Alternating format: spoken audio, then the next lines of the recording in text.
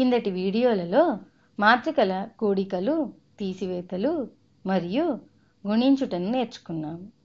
కావున ఈ వీడియోలో మనము మాత్రికలను భాగించాలి లేదా మాత్రికల భాగాహారం నేర్చుకుంటున్నామనుకుంటే మీరు పొరబడ్డారు. ఈరోజు ఈ వీడియోలో విలోమ మాత్రికలను గురించి నేర్చుకోబోతున్నాము. నేర్చుకునే ముందు తత్సమ మాత్రికను గురించి తెలుసుకుందాం. తత్సమ మాత్రిక అంటే దానిని I అనుకుంటున్నాను. అప్పుడు ఈ I మాత్రికను ఏ మాత్రికతో గుణించినా, అంటే మాత్రిక A అనుకుందాం, I into A equal to A లేదా A into I equal to A వస్తుంది.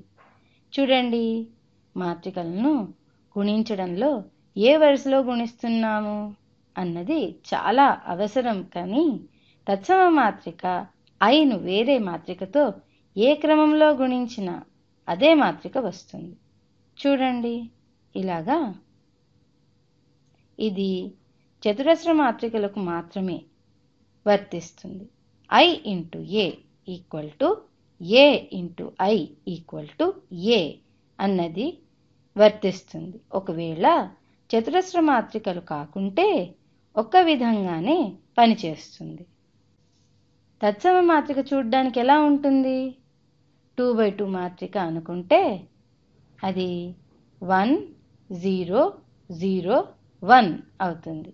అదే 3x3 మాత్రిక అనుకుంటే 1 0 0 0 1 0 0 0 1. అదే 4x4 తత్సమ మాత్రిక అనుకుంటే అది 1 0 0 0 0 1 0 0 0 0 1 0 0 0 0 1 అవుతుంది. అదే n/n తత్సమ మాత్రిక అయితే చూడండి, అన్ని మాత్రికల్లోనూ కర్ణం పొడవునా 1 ఉండి మిగతా అన్ని సున్నాలున్నాయి. తత్సమ మాత్రికతో A అనే మాత్రికను గుణించి చూద్దాము.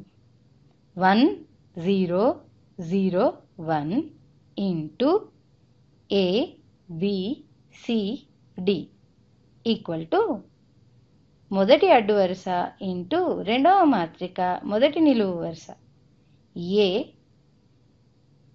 మొదటి అడ్డు వరుస ఇంటూ రెండవ మాత్రిక రెండవ నిలువు వరుస అంటే B వస్తుంది.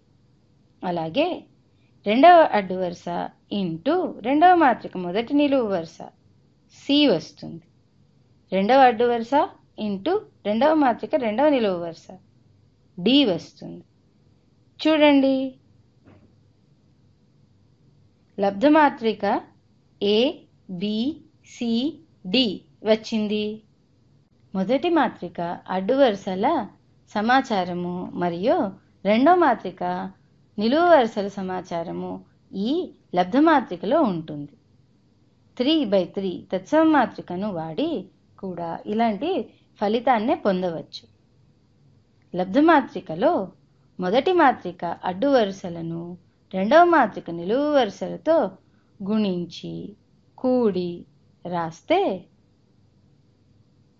కావున 0 ఉన్న పదాలతో గుణించితే 0నే వస్తుంది. 1తో గుణించినది మాత్రమే ఉంటుంది. కావున మొదటి పదములో A వచ్చింది, అలాగే రెండవ పదము B, మూడవది C మరియు నాలుగవది D వచ్చింది. ఇలాగనే 3x3 లేదా 4x4 తత్సమ మాత్రికతో గుణించిన ఇలాగే వస్తుంది.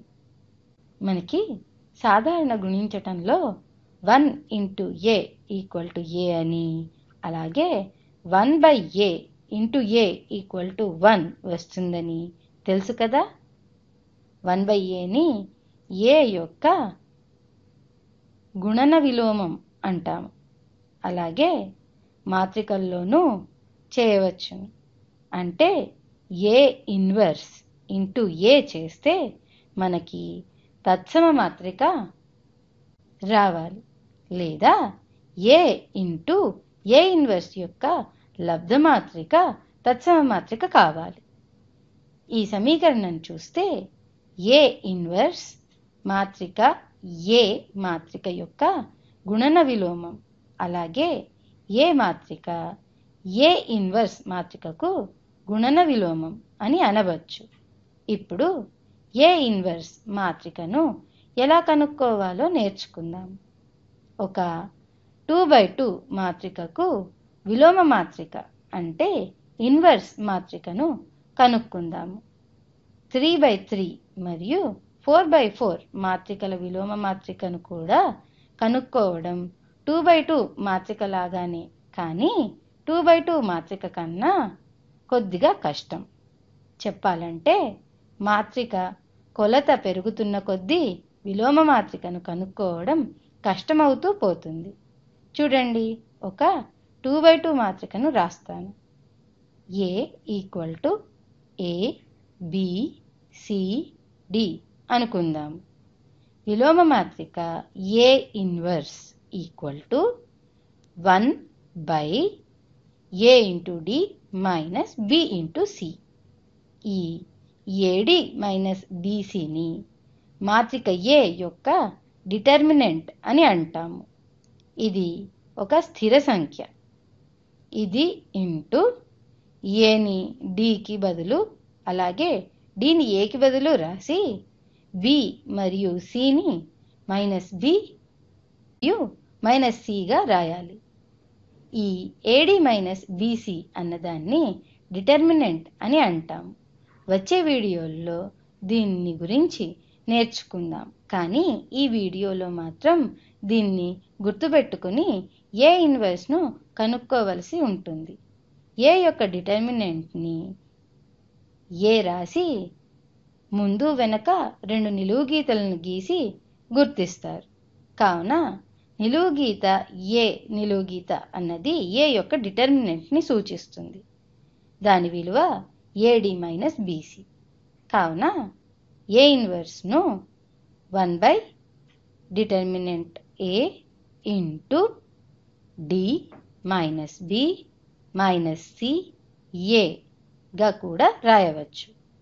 ఒక ఉదాహరణను తీసుకొని ఇన్వర్స్ ఎలా కనుక్కోవాలో చూద్దాం. B అనే మాత్రికను తీసుకుందాం. B = 3 - 4 2 - 5. ఇప్పుడు B ఇన్వర్స్ని కనుక్కుందాము. B ఇన్వర్స్ = 1/B యొక్క డిటర్మినెంట్ ఎంత?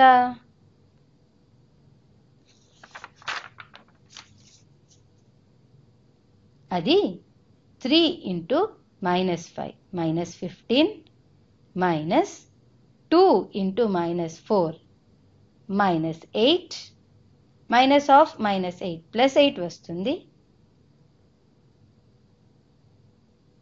ఇంటూ D అంటే -5 B అంటే -4 +4 C అంటే -2 అలాగే A 3.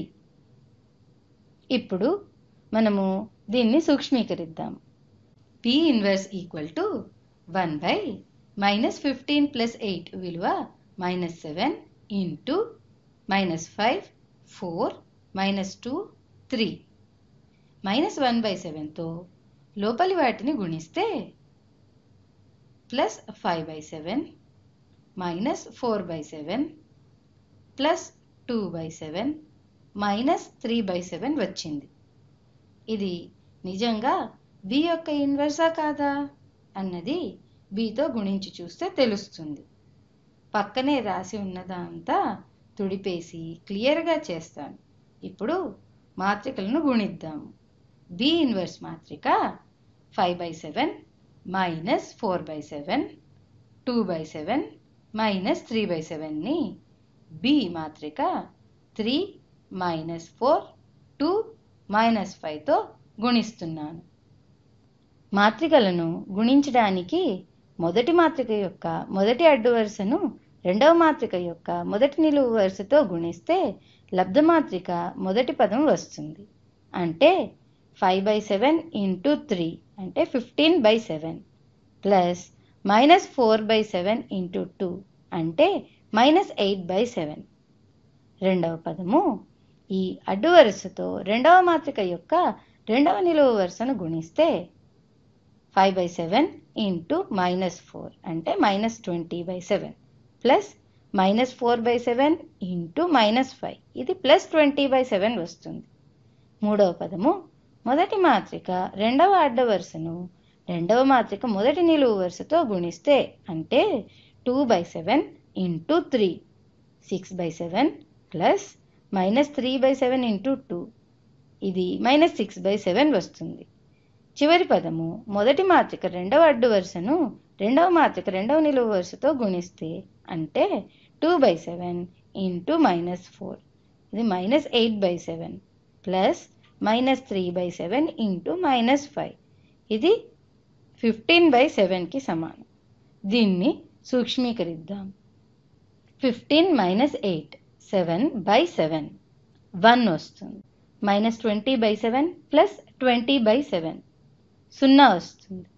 అలాగే 6/7 -6/7 0 వస్తుంది. -8 ప్లస్ 15/7 -8 ప్లస్ 15 7 కావున 7/7 అంటే 1 వస్తుంది. కాబట్టి ఇది తత్సమ మాత్రిక. అంటే మనము కనుక్కున్నది బి యొక్క విలోమ మాత్రిక అంటే బి ఇన్వర్సే అన్నమాట. ఇక్కడ బి ఇన్వర్స్ ఇంటూ బి చేశాము. అలాగే బి ఇంటూ బి ఇన్వర్స్ చేసినా కూడా తత్సమ మాత్రికే వస్తుంది. వచ్చే వీడియోలో 3/3 మాత్రిక యొక్క విలోమ మాత్రికను ఎలా కనుక్కోవాలో నేర్చుకుందాం.